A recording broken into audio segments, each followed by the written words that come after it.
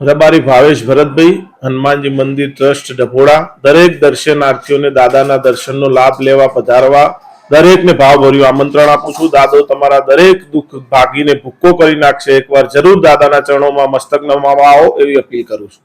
જય હનુમાન દાદા. હું દિનેશ દેસાઈ અમદાવાદથી છું.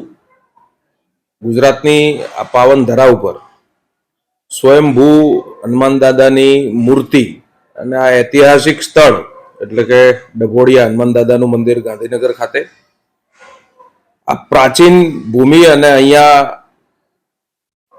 આવીએ જ્યારે ત્યારે એવું આપણને અહેસાસ થાય કે પરમ કૃપાળુ પરમાત્મા અને દાદા બજરંગબલીએ અહીંયા તપ કરેલું છે અને આ સ્વયંભૂ મૂર્તિ મળી આવી છે. દક્ષિણાભિમુખ મૂર્તિ લગભગ ગુજરાતમાં ક્યાંય જોવા નહીં મળે અને આ સ્થાપિત મૂર્તિ વર્ષોથી આ 1000 વર્ષના ઇતિહાસ વાળી આ ભૂમિ છે એટલે અહીં આવવાથી અહીંયા દર્શન કરવાથી ખૂબ આનંદની અનુભૂતિ થાય છે અને દરેક દર્શનાર્થીઓના મનમાં રહેલી તમામ મનોકામના દાદા હનુમાનજી પૂરી કરે છે. અને આપના મીડિયાના માધ્યમથી દરેક ગાંધીનગર અને ગુજરાતની જનતાને કહું છું કે એક વખત ડભોડિયા હનુમાન દાદાની આ પાવન ભૂમિની મુલાકાત જરૂરથી લેજો. આભાર. દિનેશભાઈ, તમે કેટલા ટાઈમથી આવો છો? હું લગભગ 10 વર્ષથી આવું છું. અમારા મિત્ર ભમાજી દેસાઈ જે આ ડભોડા ગામના વતની છે અને અત્યારે તો આ ટ્રસ્ટના ટ્રસ્ટી પણ છે એટલે અમારી મિત્રતા થઈ ત્યારથી હું ડભોડિયા હનુમાન દાદાએ દર્શન કરવા આવું છું અને ભમાજીના ખૂબ અંગત મિત્રો પણ આ ડભોડિયા હનુમાનમાં ખૂબ શ્રદ્ધા રાખે છે, ખૂબ સાથ અને સહકાર આપે છે અને હું ભમાજીનો આભાર માનું છું કે એમને આ મંદિર અમને બતાવ્યું. તે અમને ખુશીની લાગણી પણ થાય છે અહીંયા આવવાથી.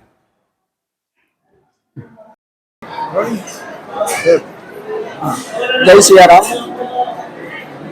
હું રાજેશ ચંદ્ર મહેતા ડભોડિયા હનુમાનજી મંદિરમાં પૂજારી છું.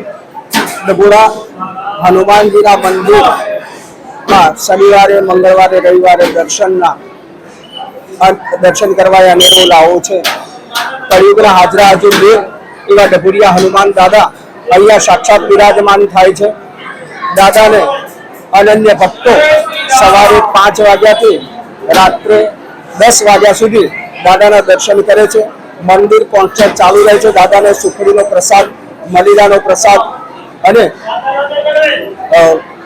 દર્શનાર્થીઓ પોતે જાતે લઈને આવે એ પ્રસાદ અહીંયા અર્પણ કરવામાં આવે છે. આંકડાનો હાર, ફૂલના હાર અને જે વ્યક્તિની જે મનોકામના હોય એ પ્રમાણે દાદાને અર્પણ કરે છે. એ ડભોડિયા દાદા દરેકની મનોકામના પૂરી કરે છે.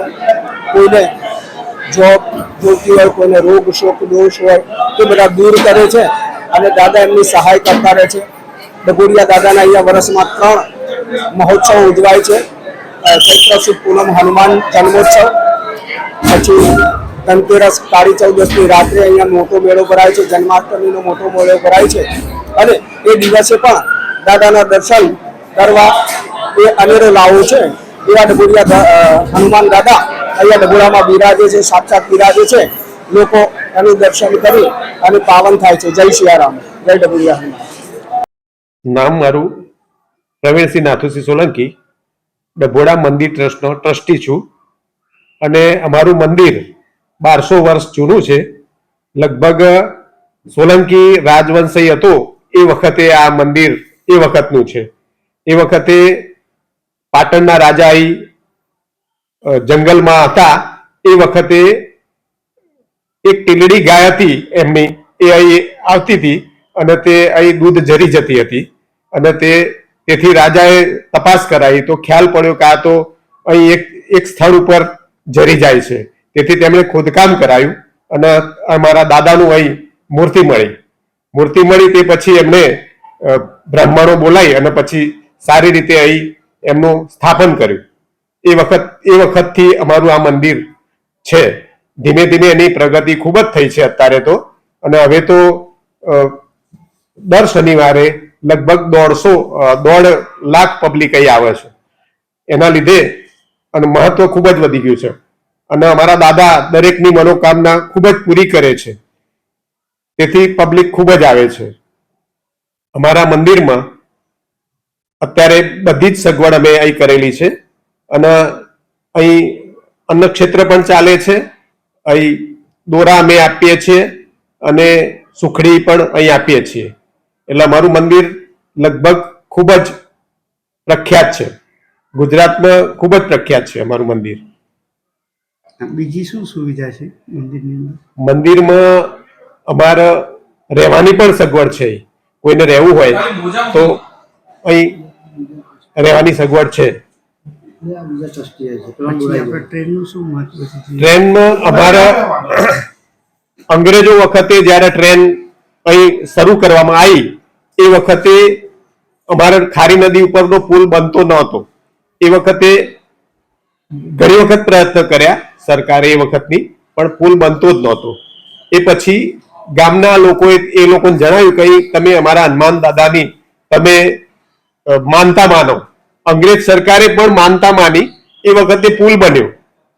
એ પુલ આજ સુધી ચાલુ જ છે અને દર વર્ષે એક તેલનો ડબ્બો હાલ પણ આવે છે. અમારા દર ધનતેરસની રાતે રેલવે હાલ મોકલે છે, તેલ મોકલે છે.